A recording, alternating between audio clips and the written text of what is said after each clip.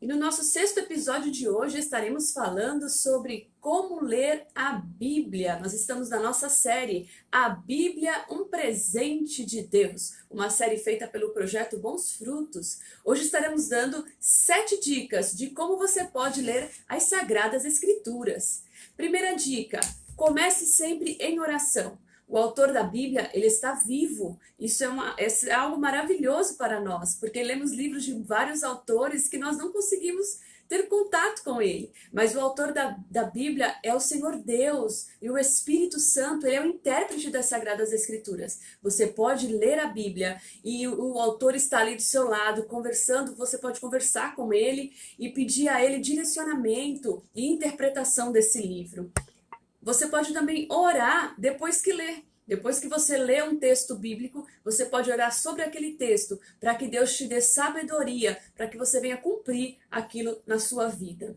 Segunda dica: se você nunca leu a Bíblia, comece lendo pelos evangelhos. Um evangelho muito fácil de ler é o Evangelho de Marcos, é um evangelho sucinto, resumido e uma linguagem muito fácil para você que nunca leu a Bíblia. Comece lendo pelo livro de Marcos, o Evangelho de Marcos, e depois você vai seguindo ali no Novo Testamento.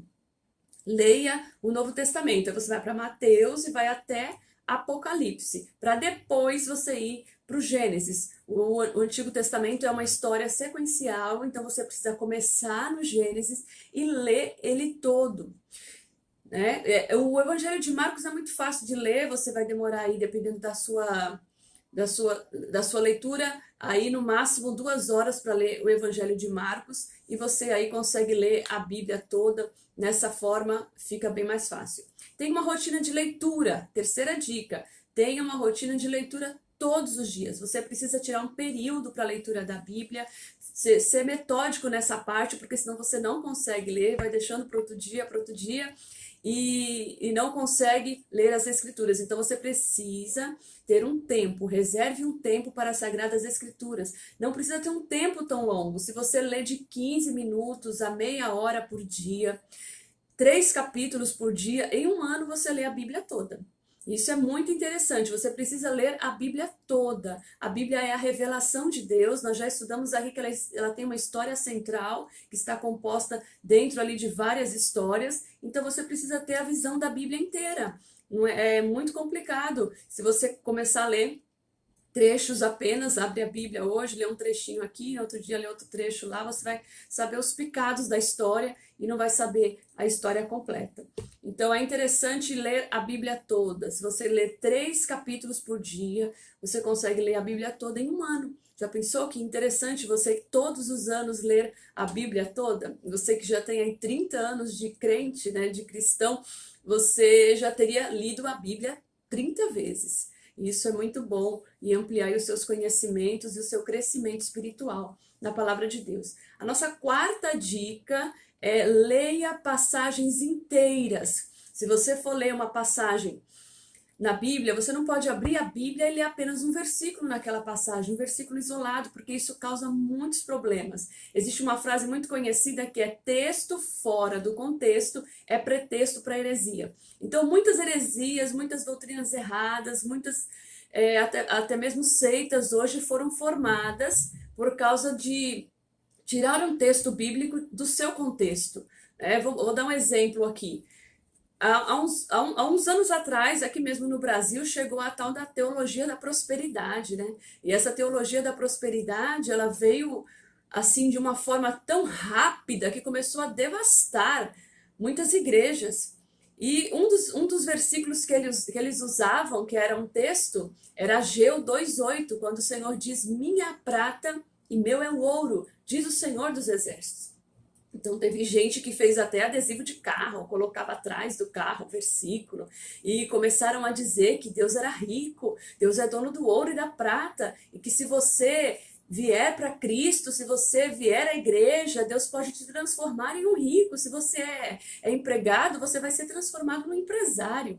E quando você vai ler o contexto desse texto, o que vem antes e o que vem depois desse versículo, você vai ter o livro de Ageu, que é um livro muito curto. Você lê o livro de Ageu em menos de 10 minutos, 5 minutos. É um livro de 2 capítulos só, E quando a gente lê todo o livro de Ageu, a gente vai ver que o texto está totalmente fora do contexto, porque ali a nação de Israel está voltando do cativeiro babilônico.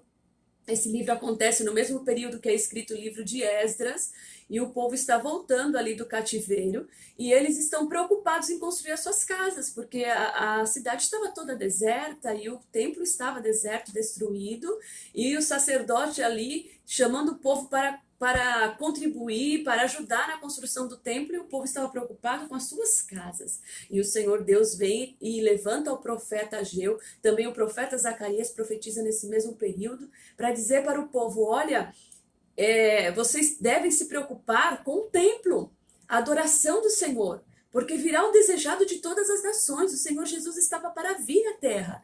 Ele diz, a glória da primeira casa, da segunda casa será maior do que a primeira. Na primeira casa foi o templo de Salomão. Salomão entrou, a glória desceu, o Senhor se manifestou ali. Mas agora nessa segunda casa virá o desejado de todas as nações. Eu quero um templo bonito para mim. Minha prata, meu é o ouro. Eu sou o dono de todas as riquezas do mundo. Vocês não devem se preocupar somente com a casa de vocês. Se preocupem com a minha casa. Contribua, ajuda, né, para que a casa fosse reconstruída.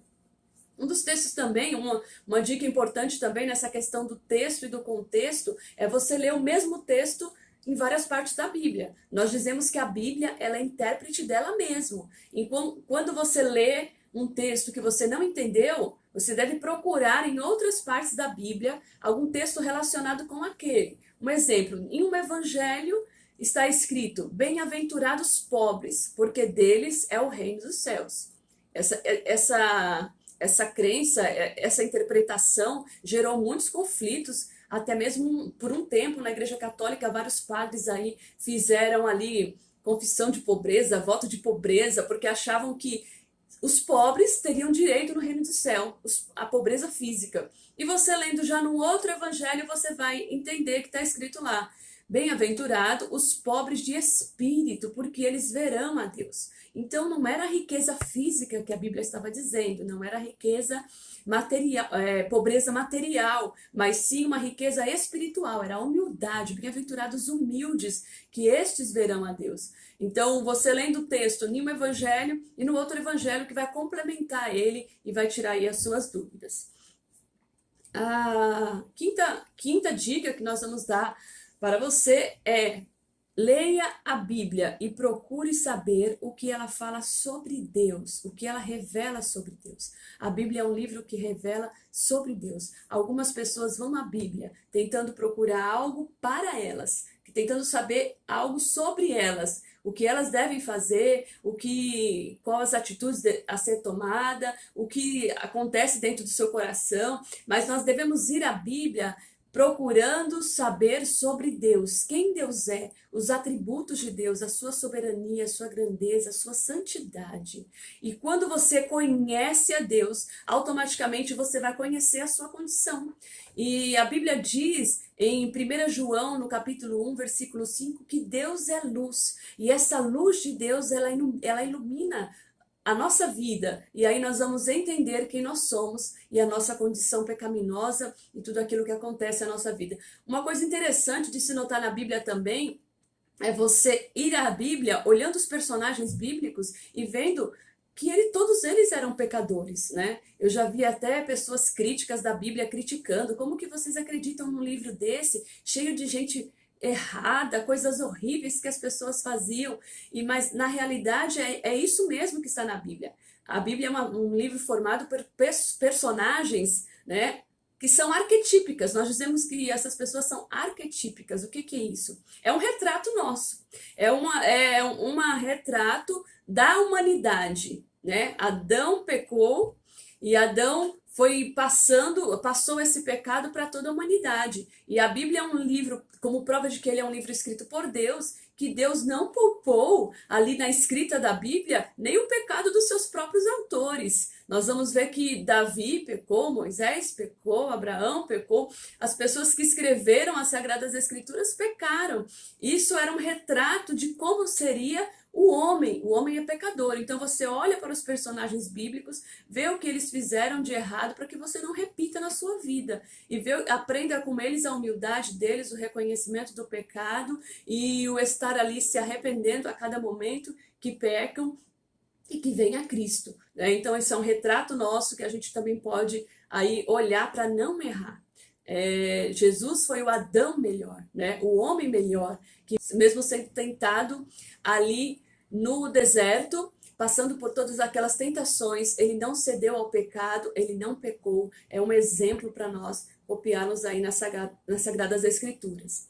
A sexta dica é: deixe que a mente transforme o seu coração. Deixe que a sua mente transforme o seu coração. Quando você vai à Bíblia, muitas vezes nós vamos procurando uma palavra para o coração, mas o importante é que haja mudança na nossa mente. O coração é a sede das emoções. A gente não pode deixar que as emoções elas dominem a nossa vida. Nós devemos ser dominados pela nossa mente. A mente é o comando.